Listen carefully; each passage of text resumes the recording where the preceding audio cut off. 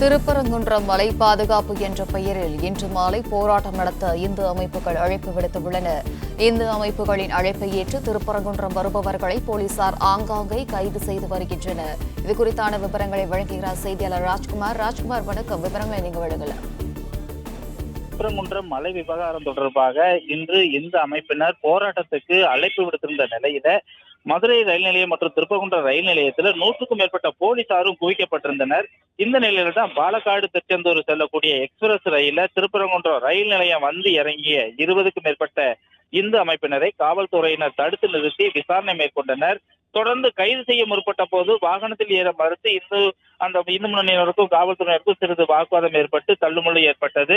ஒரு வழியாக அவர்களை கைது செய்து அழைத்து செல்லப்பட்டனர்.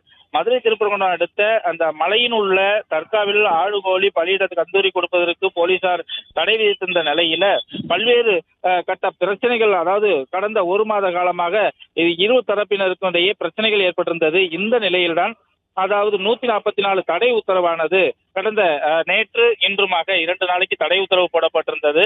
அது மட்டுமல்லாமல் அந்த திருப்பரங்குன்றம் முழுவதும் 2000க்கும் மேற்பட்ட போலீசாரும், புறநகர் பகுதியில் 2000க்கும் மேற்பட்ட போலீசாரும் 4000 போலீசார் மதுரை மாவட்டத்தினுடைய எல்லை பகுதியில் பேரிகார்டர்கள் போட்டு அந்த போராட்டத்துக்கு வரக்கூடிய தடுத்து நிறுத்தி அவர்களை விசாரணை செய்து அனுப்பி வைக்கப்பட்ட நிலையில தான் இந்த ரயிலில் வந்த அந்த 20க்கும் மேற்பட்டவரை கைது செய்த நிலையில பரபரப்பு ஏற்பட்டு இருக்கிறது.